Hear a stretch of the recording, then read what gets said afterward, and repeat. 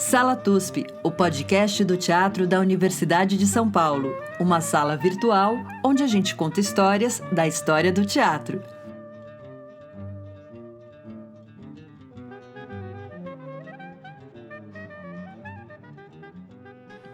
Olá, ouvintes do Sala TUSP. Esta é nossa sala virtual onde a gente conta histórias das teatralidades brasileiras. Eu sou Maria Tendlau, estou em São Paulo. Chico Pérez. Onde você está, Chico Pérez? Onde eu estou? Na cidade Sanduíche, Bauru. Quem não ouviu Bauru? Quem não leu os noticiários? Estamos com a pandemia, lockdown, provavelmente chegando ao seu ápice nesses próximos dias, mas tudo bem, a cidade é maravilhosa. Se existir cidade daqui a pouco, né? Mas estamos aqui na nossa pandemia e trabalhando, tentando manter a sanidade. E hoje vamos falar com uma pessoa maravilhosa, para pelo menos trazer um pouco de alegria nesses dias estranhos, que é muito cara para nós, o idealizador do TUSP, como o TUSP é hoje. E estamos muito felizes aqui de recebê-lo. A gente estava, antes de começar o programa, fazendo tricô da importância que essa pessoa tem para nossas vidas, mesmo. Hoje a gente está com o queridíssimo Celso Frateschi, de São Paulo também. Oi, Celso. Oi, Maria. Oi, Chico.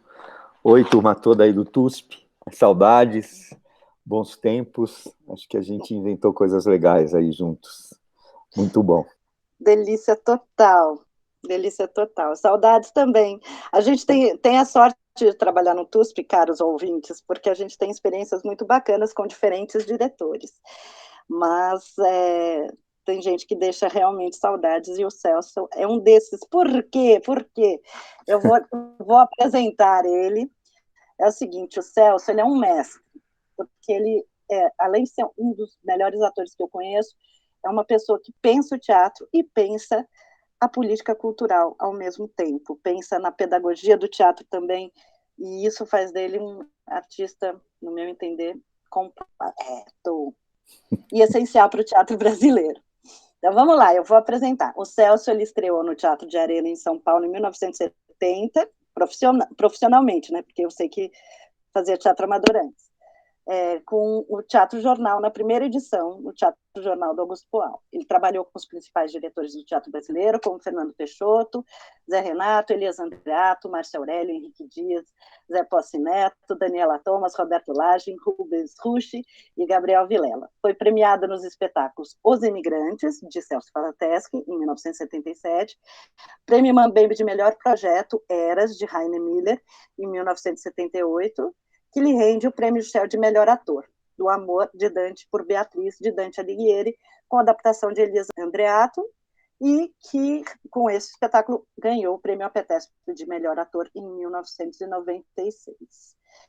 Mas na área da administração pública também, o Celso já foi secretário de Educação, Cultura e Esportes do município de Santo André, em 2 períodos, de 89 a 92, de 97 a 98, foi secretário da Cultura do município de São Paulo no período de 2003 a 2004, presidente da Funarte de 2006 a 2008, secretário da Cultura de São Bernardo em 2009 e diretor do TUSP, além de ser professor de interpretação na IAD de 1980 a 2015. Atualmente, ele trabalha para si mesmo como diretor do Ágora Teatro em São Paulo. É isso? Acrescenta algo? Não, tá bom, né? Tá bom. Ele vai rasgar uma seda, mas a pessoa tem uma carreira vasta. É verdade, né? Tem bastante coisa. Coisa boa. E hoje a gente vai falar sobre o começo, aqui, pelo menos nesse currículo. A gente vai falar vamos fazer mais um dos programas sobre Boal, porque nós já fizemos programas sobre Boal, e com certeza faremos outros, porque o Boal também é um artista aí polivalente e essencial na constituição da história do teatro brasileiro. Celso, você começou a fazer o Teatro Jornal, você participou da primeira edição. Isso era lá no Arena, né? Me diz, como é que surgiu o Areninha e quem que integrava o Areninha? O Areninha existia antes da gente lá, né? Foi era o Luiz Carlos Arutin que montou um mini teatro. Você imagina, né? Onde é o saguão de cima lá do Teatro de Arena. Eram arquibancadas, então a gente chegava a botar 70, 80 pessoas de uma maneira completamente inconsequente lá em cima, mas punha, né?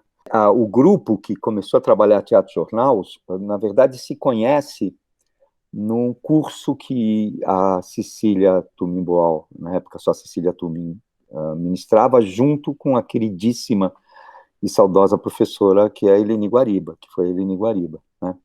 A Eleni Guariba tinha acabado de vir, alguns anos antes, chegado da Europa, de Berlim, onde trabalhou no Berliner, onde tinha trabalhado também muito com Planchon, no TNP de Lyon, né, e no Teatro Nacional, do Teatro da Cidade de Lyon, e tinha feito um trabalho incrível aqui em Santo André, junto com o Flávio Império, que era a montagem do Georges Dandan, do Molière, né, que foi uma premiadíssima e tudo mais.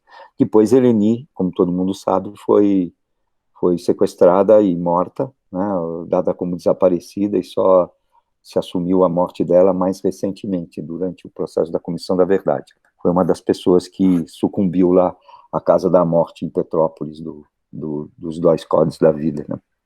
Bem, voltando ao teatro, nesse curso, tinha muita gente interessante que muita gente conhece, né? Tinha a Dulce Muniz, por exemplo, que fazia parte, tinha a Denise Del Vecchio, tinha o Hélio Muniz, o Edson Santana, era um grupo de 20 pessoas, extremamente o Elísio, e que a gente acabou o curso, né? A Cecília dava, era Brecht e Stanislavski, a Cecília dava Stanislavski, a Eleni se pegava com o Brecht. Acho que eu estou indo lento demais, deixa um pouquinho mais forte, mais rápido aqui para entender a história. É que, quando acabou o curso... É muita história, a gente sabe. Aliás, a gente precisa fazer um programa sobre a Eleni, queria muito. Mas, enfim, vamos lá, continuando. Então, quando acabou o curso, ficamos todos órfãos, né? E, durante o curso, num jantar final, a gente sabia que o Boal tinha uma ideia, antes da censura prévia, antes de 64, de fazer uma coisa que ele chamava teatro jornal, que era uma ideia extremamente direta. Era toda segunda-feira ter uma sessão de teatro jornal, em vez de ser rádio jornal, em vez de ser telejornal, era um teatro jornal, que era para ser feito para o público do centro, né, da área de serviço, bancários, trabalhadores, tal, fossem ao teatro e se informava das notícias da semana, como uma revista mesmo. É uma ideia não estranha para o Brasil e não estranha para o mundo, porque existia várias experiências aí de teatro baseado em notícias. Só que com a censura prévia, e a censura prévia dependia de pelo menos 2, 3 meses de antecedência, a gente concluiu que ele concluiu e suspendeu a ideia porque não teria a condição de apresentar com a agilidade que o jornal necessita. Mas nós, um bando de moleques, né, chegamos para ele e falamos assim: a gente sabe dessa tua ideia, a gente queria começar a pesquisar, né, a brincar sobre isso. E a gente começou a fazer no Areninha aí. Ele falou: não, tudo bem, usa o Areninha aí. Embaixo estava se montando o Arthur Ui, do Brecht, né? E a gente começou a trabalhar. Éramos, num primeiro momento, eu, a Denise e o Edson. Depois entrou a Dulce e o Hélio Muniz. E a gente começamos a fazer apresentações de 15 em 15 dias, né, com as notícias que a gente achava pertinente e que a gente achava que, de alguma forma, contrapunha as notícias do jornal oficial censurado, né? E eu me lembro que a gente tinha muito contatos também ainda com estudantes, né? Eu já tinha uma militância antes do Teatro Jornal. Eu fui preso a primeira vez com 17 anos, né? E eu estava fazendo o curso do Arena nessa época. Foi uma coisa, inclusive, que me aproximou bastante da Eleni, né?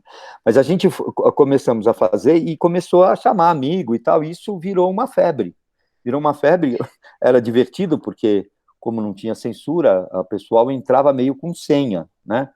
A senha de... Sim. Uma coisa meio moleque aí nessa história daí. Altamente clandestina.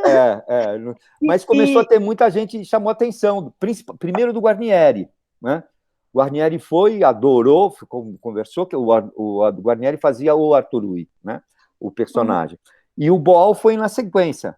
O Boal, quando foi assistir, também gostou muito, e aí você tem a genialidade do cara, né? que sacou o que poderia surgir de lá.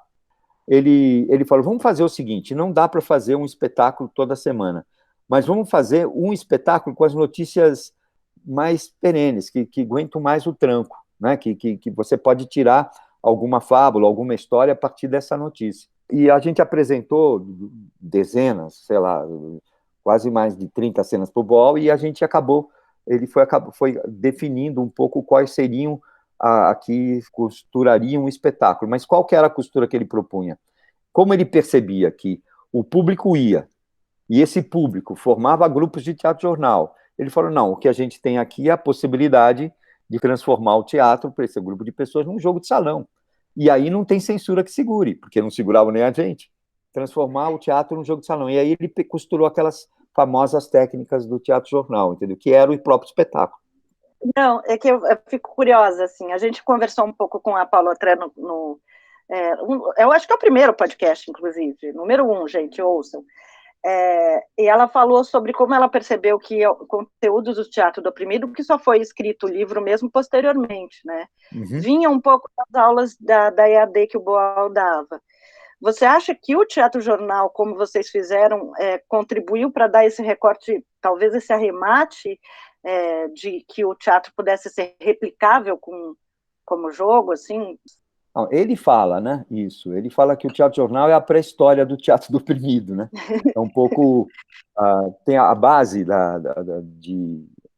depois tem algumas anedotas boas aí a respeito disso, mas a base do Teatro do Oprimido é exatamente isso do próprio público jogar o teatro, né, e isso estava contido no Teatro Jornal. Na época, ele escreveu uma das teses do teatro, das estéticas políticas, que chama Categorias do Teatro Popular, né? A primeira impressão disso foi feita pelo Sindicato dos Bancários, e quem era que rodava no mimeógrafo era o Gushken. Ai, gente, que maravilha! E acabou imprimindo e fazendo uma brochura para a gente, que foi a primeira edição que a gente soltou dessas categorias do teatro popular. E a última, dentro dessas categorias, ele colocava o teatro jornal como a quinta categoria, que é a categoria do povo fazendo teatro para ele mesmo, né? Não ter mais intermediação, né? E é bem interessante. E ele, mais de uma vez, ele, em algumas outras coisas, coloca o teatro jornal como um pouco a pré-história do teatro do oprimido. E tem tudo a ver, né?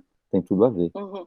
As notícias eram bem interessantes, porque a gente formou quase que 20 grupos de teatro jornal. Né? Então, eu li um artigo, Celso, que falava um pouco sobre, e aí eu queria te perguntar sobre como vocês passaram, então, a circular por outros lugares para apresentar, foi isso? Foi. A gente fazia muito no Areninha, porque as pessoas iam lá, a gente conseguiu, foi muito divertido, a gente conseguia a censura desse espetáculo, né? A gente conseguiu o aval para fazer. O argumento é que a gente não mandou texto, a gente mandou as notícias de jornal que a gente fala, já foram censuradas. Muito bom. E aí o Boal tinha aquela técnica toda do espetáculo de censura, porque a gente fazia o espetáculo para a censura aprovar ou não, depois de ter aprovado o texto. E ele falava, agora é o seguinte, o Mário Mazetti era o sonoplasta, falava, aumenta demais a trilha sonora, né? Vocês, por favor, sejam maus atores, entendeu? Interpretem mal. Não vai entender nada. Entendeu? Falem mal, gaguejam, fazem qualquer coisa, entendeu? E assim a gente conseguia aprovar alguns espetáculos. Entendeu? Era bem interessante esse jogo. Que maravilha. Tinha que fazer um espetáculo do espetáculo da censura. Né? Era um espetáculo do espetáculo. Quando a gente foi para o bairro, ficou mais fácil, né? Porque o censor também é funcionário público, né? Ele não ia até São Miguel para assistir, para conferir. No Arena era mais fácil, mas lá era raro. Né? E o que São Miguel era já o movimento de cultura popular de lá? Ou não? Não, era o núcleo independente, é o Teatro Núcleo, né, que ficou lá na Avenida São Miguel. A gente participou do Movimento Popular de Arte de São Miguel, mas a gente já estava lá, inclusive, há alguns anos. Né? A gente está lá, a gente ficou lá de 75 a 80, mais ou menos. Gente, que maravilha. Bom.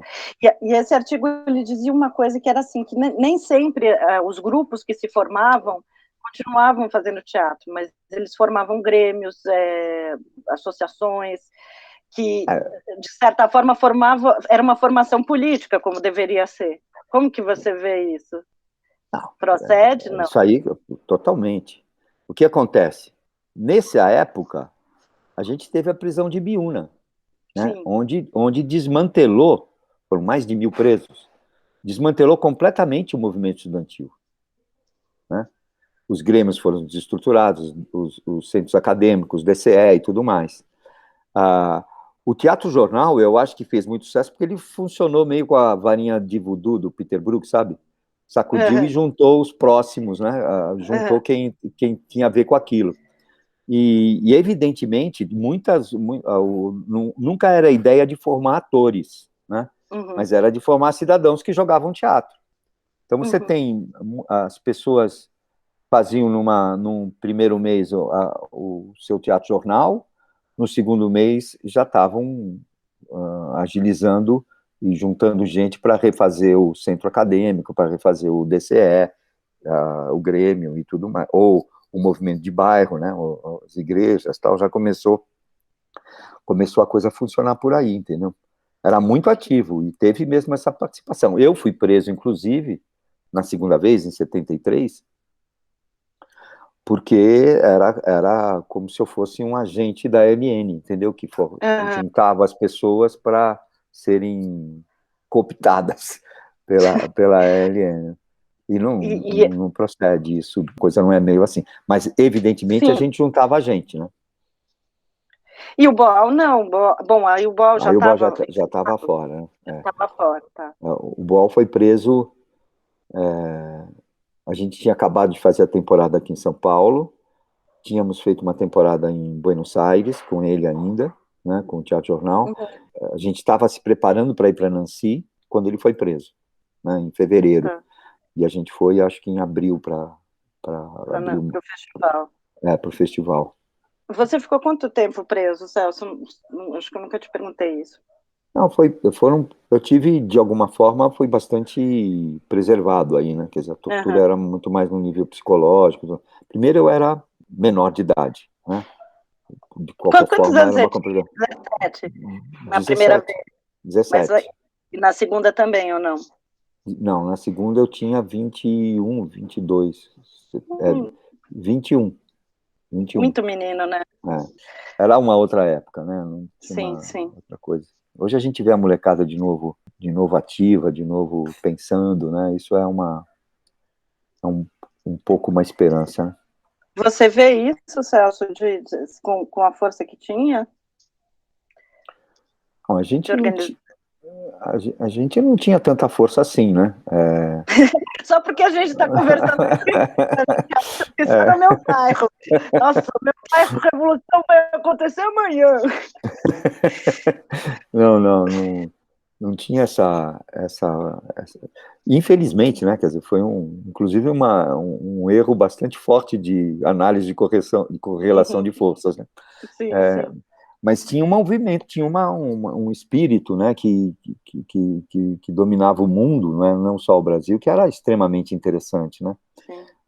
De rompimento de amarras muito fortes, né, da sexualidade, de tudo. Então isso explodia, né? Como hoje a gente estava começando a explodir de novo nas lutas identitárias, né, nas lutas que a gente tem enfrentado aqui, que eu acho que estava no momento de crescimento, né, antes dessa coisa que está acontecendo agora, dessa coisa tão violenta que a gente está sofrendo, né, pela pandemia e pelo vírus, né. A gente juntava, era muito vibrante, entendeu?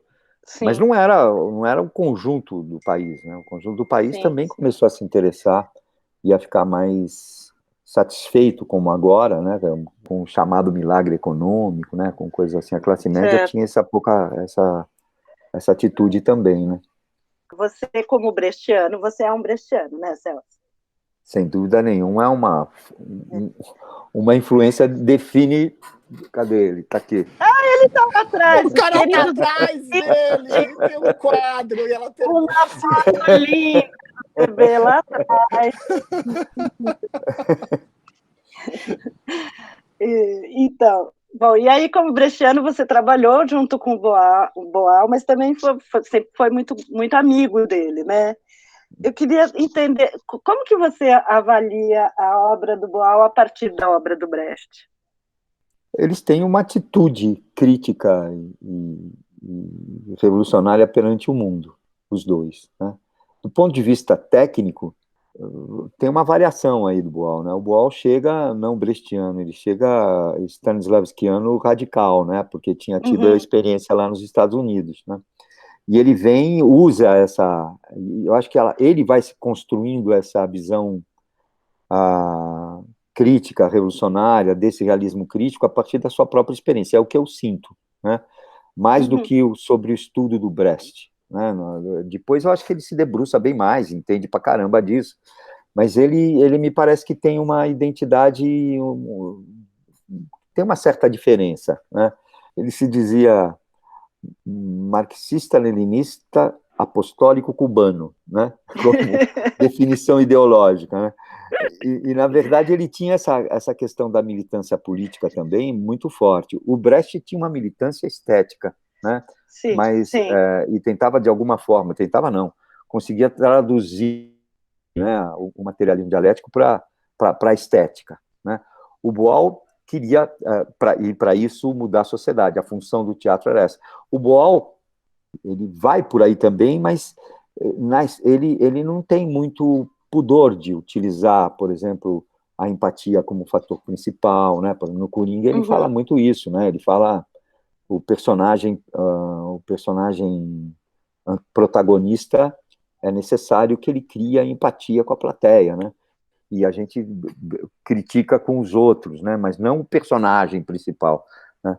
E o Boal me parece que sempre colocou essa questão social ampla, né? De uma maneira bastante clara.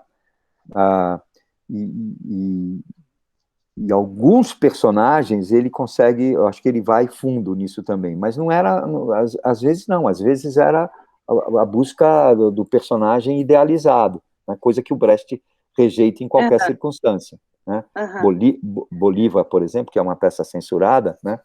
Também vai por um outro lado, né? Não necessariamente crítico à atitude, ao comportamento daquela determinada personagem, né? Coisa que eu acho que o Brecht não abre mão, da questão da dialética estar presente e impregnado no conjunto inteiro da obra. Ele é sempre considerado mais brechtiano, né? Eu não sei se na época, né? Na época, inclusive, quem montava mais Brecht não era tanto ele, era o Zé, né? E o Zé ia um pouco mais, por exemplo, montava mais as peças do Brecht. O Arthur Huy também é uma alegoria, né? É uma fábula alegórica do nazismo, né? O Galileu não. O Galileu você está pegando a atitude da personagem e não é só a história que está passando, mas é também o comportamento dele frente a essa história, né? Dentro dessa história, né? Porque que eu ouvi uma frase falando, eu já ouvi o Boal dizendo, tipo fake news, tá? Eu já ouvi o Boal dizendo que ele deu um passo além do Brecht. Mas não. E aí eu fiquei pensando, mas de fato existe uma irmandade no sentido desse tipo de trabalho pensado para ser coletivizado, pensado para interferir nas formas de produção e diferenciar aí a figura do artista como, na verdade, o protagonismo de todos. Estou usando palavras horríveis, mas mais ou menos isso. E aí, por isso que eu quis te perguntar, mas é ótima essa sua resposta, perfeita, eu acho. É diferente, não existe uma identidade total entre um e outro. O Boal se alimenta do Brecht, mas não é uma coisa tão completamente definidora, sou um brechtiano. A Eleni era mais brechtiana, entendeu? O Boal, ele era militante, não tinha nenhum pudor de que a peça dele estava respondendo àquele determinado momento histórico que ele estava vivendo. E isso é uma atitude brechtiana. Só que, como ele responde isso, nem sempre é seguindo todos os preceitos brechtianos, entendeu? que eu acho que também nem Brecht seguiria, né? Sim. Não, porque o Brecht tem uma trajetória que também vai de A a Z, né? Quer dizer, tem... Sim. Acho que talvez a maior máxima dele é isso, quer dizer, você não é... O importante é você estar trabalhando aquele objeto, né? Criticamente, dialeticamente, e não colocar uma teoria em cima de qualquer objeto que você estiver trabalhando, né? Do ponto de vista de pensar a dialética como Brecht pensava, te parece que comunica mais com o alemão e que para o brasileiro talvez só um Boal fosse mais adequado para essa reflexão, ou não? Que pergunta horrível, né? Eu primeiro não entendo muito da Alemanha, mas o Brecht funciona muito aqui, né? E o Boal funciona muito aqui, né? Não tem a menor dúvida disso. Eu acho que são caminhos que estão do mesmo lado, mas são diferentes, né? O Boal tem uma formação popular, né? Eu acho que se pegar as peças dele, tem uma comunicabilidade fantástica, né? Uhum. O Brecht tem essa comunicação, mas elabora filosoficamente. Tem sentido. Eu costumo citar um pequeno texto do Terror e Miséria, que é aquele que os dois vizinhos estão vendo levar o vizinho embora, né? E falando não tem nada a ver com isso. Tá? A complexidade daquela cena de uma página, né? É uma coisa maluca. Eu adoro trabalhar quando dou curso aqui no Ágora essa cena, porque é maravilhoso as possibilidades que aquilo fornece como discussão, como jeito de interpretar, como tudo. Né? O Boal é brasileiro no sentido de que ele é divertido, né? É prazeroso, né? A Revolução na América do Sul é uma delícia, é uma brincadeira, né? E extremamente séria, extremamente contundente na sua crítica, entendeu? O Zumbi foi o primeiro espetáculo que eu vi na vida, eu tinha 12 anos, né? Eu tive a sorte de 4 anos depois estar no elenco, entendeu? Logo depois estar no elenco. Mas era um espetáculo que eu fui assistir e era uma coisa cachapante de bonito, né? De alegre, de divertido, de crítico, de saboroso mesmo, né? Completamente generoso nas suas propostas, nas suas interpretações, né? Me lembro agora, quer dizer, como se tivesse visto ontem, o Guarnieri fazendo o Lima Duarte, entendeu? É muito bom, né? Muito bom. Estando do mesmo lado, ele vai por um caminho um pouco diferente, entendeu? Não acho que dá para juntar os dois. Para mim, o Boal nunca falou isso, né? Ele falava das diferenças, colocava com todo respeito teórico e admiração, mas nunca colocou como, não, eu fui além, não é isso, entendeu? Tá vendo? Eu sabia que eu tinha que contar isso para dirimir as dúvidas. Para mim, nunca falou. Celso, sabe qual foi o primeiro espetáculo adulto que eu assisti na vida? Eu já te contei isso, mas já que você falou do seu primeiro espetáculo adulto, foi você fazendo o Hamlet, do Márcio Aurélio. Opa, adorava. Foi demais. Comecei adorava, bem. Eu queria voltar a um aspecto do Teatro Jornal, que é o seguinte: vocês faziam a eleição das notícias através da mídia, mas elas já eram filtradas pela censura, né? Então vocês tinham que fazer o quê? Um trabalho de releitura das entrelinhas, porque fazer o Teatro Jornal só com as notícias que a censura permitia deixava muita coisa de fora, né? Ou vocês também tinham uma questão de ir atrás das notícias que não eram publicadas? Como é que funcionava isso? Todas as notícias eram publicadas. Tinha algumas coisas divertidas, né? Tipo, tinha uma das técnicas era o horóscopo. Ele se divertia muito fazendo esse horóscopo, né? Não tinha nada a ver com aproveitando todas as matérias que a gente estava lá, né? A maior parte das notícias era um ponto de partida para a ficção. Não era um teatro documentário, mas documental, talvez, não sei como chamar isso. Mas era a partir da notícia você revelava uma determinada realidade, e não simplesmente o fato. Por exemplo, que a gente vivia sobre esse terror dos grupos paramilitares do governo, né, sequestrando e matando gente. Né? Isso a gente não podia falar. Mas a gente pegou uma notícia que era de uma mulher que tinha roubado uma peruca na Praça da República. E aí a gente fez as improvisações dessa mulher na delegacia. E através dessa relação entre a mulher e as policiais daquela determinada delegacia, a gente acabava revelando a tortura, acabava revelando um estado de coisa que não estava lá. Essa era uma técnica que o Boal chamava de improvisação, mas que funcionava muito, né? Era muito performática, era violenta, né? Eu lembro que na França, num bairro popular, onde a gente fez para imigrantes portugueses, né, para exilados portugueses, eles ficaram muito bravos comigo, porque achavam que eu batia muito na Denise, né? A Denise fazia a mulher que roubava peruca, né?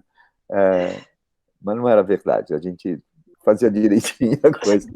Mas tinha uma outra notícia que você reeditava, né? Tinha uma notícia, eu me lembro, uma das mais horríveis que tinha, que era a da morte de alguns operários, de produtores de carvão, que falava que a Votorantim precisava do carvão, né? E o carvão, uma época que estava a produção aumentando exatamente, né?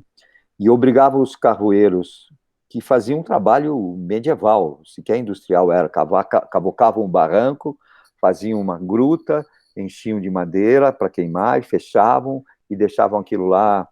O correto era deixar 5 dias esfriando aquela madeira para poder entrar, retirar e depois comercializar o carvão. Eles começaram a entrar com 4 dias, com 3 dias, até 2 dias, quando uma pessoa morreu com o sangue coagulado. Então, era uma notícia dada de um determinado jeito que a gente refazia a mesma notícia reeditando, né? Porque a edição, talvez, as posições dos jornais são travestidas, muitas vezes, pela edição, né? Pela colocação dele. Às vezes, uma notícia de pé de página ganhava a manchete, e a manchete ganhava o pé de página, né? O cruzamento de notícias, uma notícia é dada na primeira página e a outra na página do meio sem nenhum destaque. A gente comparava uma com a outra, ou ligava uma com a outra. Ou seja, a gente conseguia um outro efeito que não simplesmente pronunciar as notícias colocadas né, na roda aí pelo jornal. Fazia uma espécie de crítica da imprensa, no sentido que hoje a gente faz, né, aquela lente para ver como a manchete foi escrita tendenciosamente, esse tipo de coisa. De alguma forma tentava dar um outro lado do que a notícia censurada. Eu li uma notícia na UOL falando que 51% da população do Brasil, não sei onde arrancaram esse dado, não aprovaria a reeleição do Lula. Aí você fala, tudo bem, mas ela esqueceu de dar notícia de que 49% aprovam.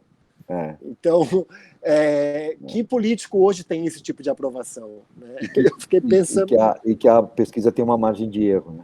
Né? Eu fico pensando que tendenciosamente eles retrabalham uma notícia. Então, talvez o Teatro Jornal ia pegar isso por outro lado. Sem dúvida. A gente... vive hoje, talvez, um dos momentos mais terríveis do ponto de vista da informação, né? Onde a palavra perdeu sentido, nem só a notícia, quer dizer, existe travestiu tudo, né? Deu uma virada aí, em que você não... É muito difícil você se informar hoje, né?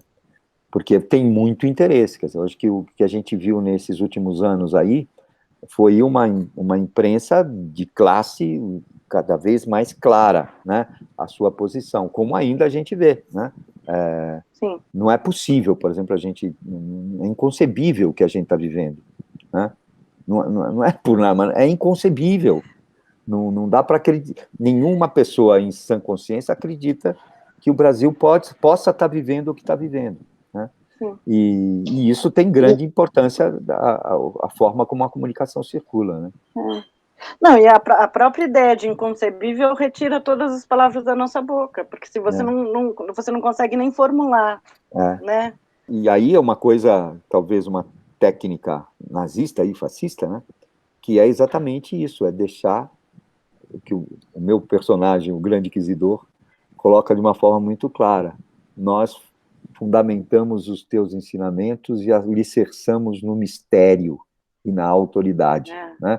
É preciso ignorância e força para manter as coisas do jeito que está. E é um pouco isso o que a direita tem feito aqui no país, né?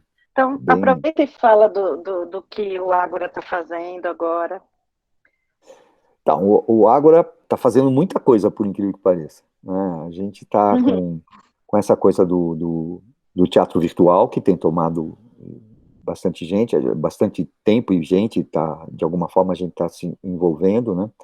A gente está em cartaz com o Grande Inquisidor, sextas e sábados. Daí nós vamos, durante a semana, nós vamos começar a fazer o Horácio, né, em outros dias. Vamos entrar com o Diana, né, que também está sendo trabalhado. Estamos fazendo uma que está num projeto da Marlene Salgado e da Luá Guimarães, que é sobre Dostoiévski, que eu vou fazer o sonho do Raskolnikov, que ele tem no primeiro livro, do Crime e Castigo, que é muito bonito. Estamos ensaiando também uma peça que a gente começou a ensaiar. Pensou em fazer, porque eu ia fazer 50 anos de carreira, né? 70, 50, mas não conseguimos fazer o ano passado, vamos continuar fazendo, que é o Canto do Cisne do Tchekhov, uma adaptação da gente aqui, né? Fora isso, a gente está fazendo os debates, né, conversas, né? E preparamos um projeto que estamos tentando fomento aqui com o Grupo do Ágora, que é exatamente também calcado de alguma forma no Teatro Jornal, né, como estrutura de pesquisa, porque o Teatro Jornal não parou na primeira edição, né? A gente teve o Doce América Latinoamérica, depois teve a Epidemia de 1918, ironicamente, agora falando nisso, né? Sim. Que foi um espetáculo bastante marcante para a gente. E volta e meia fazia apresentações de teatro jornal aqui no próprio Ágora. A ideia é trabalhar sobre a questão da verdade, exatamente isso que a gente estava conversando, do ponto de vista ético, filosófico, teatral e tudo mais, né? E a ideia é, a partir de fatos históricos e de notícias, tentar cercar essa realidade ou vislumbrar essa realidade aí de uma forma mais ampla. Tem bastante coisa, né, que a gente está conseguindo manter aqui no Ágora. A gente teve a ajuda fundamental da Lei Aldir Blanc, senão a gente já estaria fechado, são mais de um ano fechado que a gente está, né? E a lei realmente veio nos salvar, veio nos dar um fôlego bastante grande.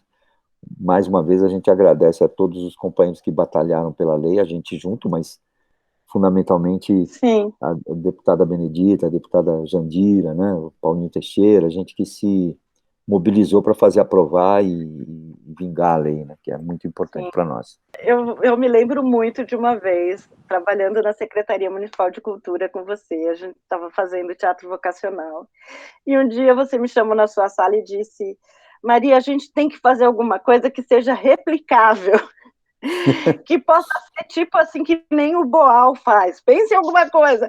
E eu ri, você riu também, tipo assim, como que a gente vai inventar uma coisa além, né, do Boal? Eu queria te perguntar como é que você vê essa coisa do replicável. Bom, então, Maria, a gente conseguiu fazer muita coisa lá, né, mas o principal da angústia dessa pergunta era administrar uma cidade como São Paulo, né, 11 milhões de habitantes, né? Tem uma questão de escala que é completamente maluca, né? Você não tem o direito de ficar fazendo um projeto piloto, né? Você tem que, de alguma forma, responder para essa população como um todo. Essa era uma grande angústia, né? Porque trabalhar para Santo André, para cidades menores, já é uma cidade grande, já devia ser proibido cidade com mais de 500 mil habitantes, entendeu? 11 milhões é um pouco demais, né? E isso era a grande angústia. Então, o que a gente pode fazer que possa atingir essa população como um todo? Acho que a gente teve uns insights bons, né? Que eu acho que o próprio teatro vocacional que você coordenava, que, por incrível que pareça, ainda permanece com mudanças e algumas coisas que a gente possa até criticar, mas eles ainda têm um grupo pensando nisso e não era sequer uma lei, era uma política pública de um determinado governo que permaneceu porque, de alguma forma, acertou, né? É claro que tivemos muita crítica depois em cima e passou a ser aquele replicável mais na forma, né? Que era exatamente o contrário. Como você pode fazer uma coisa ampla que atinja uma grande parte da população e que não seja uma forma, porque não vai atingir ninguém se for uma forma, porque as pessoas são indivíduos, porque as pessoas têm sonhos, porque as pessoas são diferentes umas das outras e a arte deveria servir exatamente para botar isso para fora, para se afirmar isso, e não formatar, né, uma determinada coisa. E isso acho que isso foi uma boa, depois que eu acho que foi ampliado muito quando a gente replicou os céus, né? Sim. Que mas era uma coisa que aí de massa, que atingia muita coisa, e só foi possível porque a gente também se juntou à educação, se juntou ao esporte, e que depois também foi destruído pelos governos posteriores, né? Sim. Hoje eu penso de uma forma dentro do meu limite, que é eu, artista no Ágora, dentro dessa situação não só da pandemia, mas o que é no sentido que é mais grave, o que permite que a pandemia seja essa catástrofe aqui no Brasil, num país governado do jeito que está, que é um país fascista, que é governado por um genocida, né? E com força, um genocida que responde ainda os interesses do grande capital.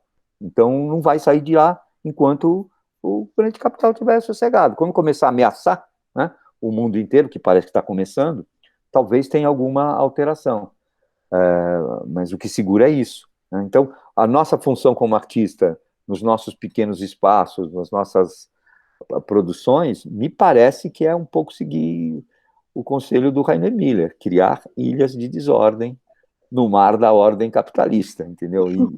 E ao pouco ir criando pontes entre essas ilhas aí, que eu acho que a gente logo, logo começa a criar, entendeu? Acho que se preparar para uma mudança, não dá para ter a ilusão de que vamos achar a bolinha de cristal ou a mágica que vai mudar, né? Se não for embasado, não vai ser legal, né?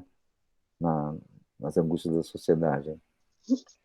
Obrigada, querido. Eu queria ouvir isso, porque você tem um olhar que sempre é amplo e aí nos dá ânimo. Nós já passamos por muita coisa ruim, né? Nós vamos resistir isso. Eu estou com firme propósito de não morrer de Covid. Não, Celso. Resistir, né? Não faça isso, por favor, não faça isso. E eu acho que a gente vai resistir e essa coisa vai mudar. Porque um dos livros que eu lia quando eu era moleque dizia que é o seguinte: vai fazendo a tua parte. Né? E não era nem sufista, era marxista mesmo. Faz o teu pequeno aqui, entendeu? Porque isso é um movimento geral da sociedade. E não pense que é só você que está indignado, não pense que é só você que está precisando fazer as outras coisas. E a gente aguentou 20 e tantos anos aí de ditadura e vamos aguentar talvez esses mais 2 anos aí, mas nós vamos para as cabeças, temos que preparar uma mudança aí, né? E a vida é isso mesmo, né? Essa briga. Tem uma anedota do Teatro Jornal que foi fantástico. Era um grupo acho que da geologia, misturado, medicina, geologia e tudo mais. E a gente ia fazer um espetáculo na medicina, né? E aí veio ordem de não deixar a gente fazer. Bom, a gente falou, não, nós vamos fazer. E aonde que nós vamos fazer que não vai vir ninguém? Bom, o espetáculo foi feito na sala de anatomia, né? Com todos os cadáveres imersos em formol, né?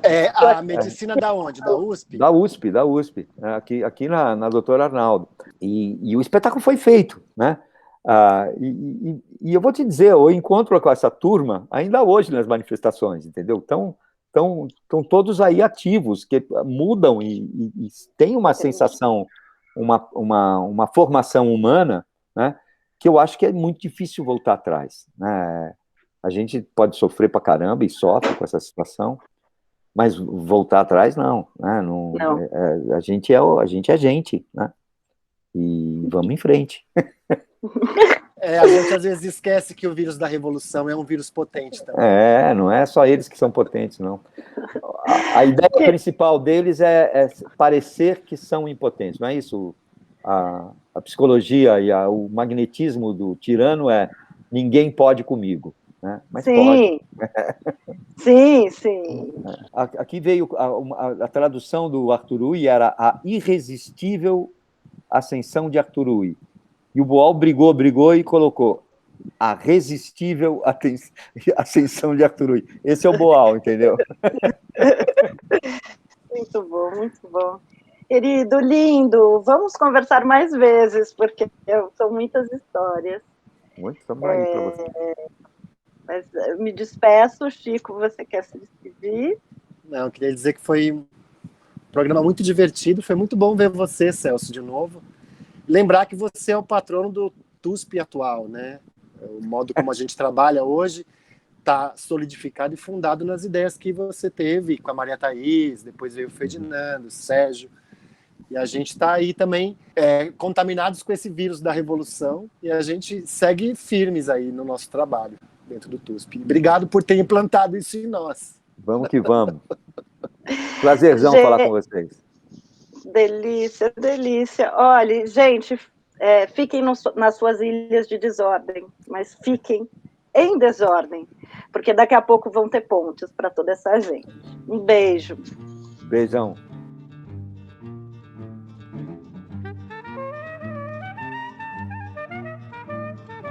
Esse foi o Sala TUSP. Sala TUSP, o podcast do Teatro da Universidade de São Paulo.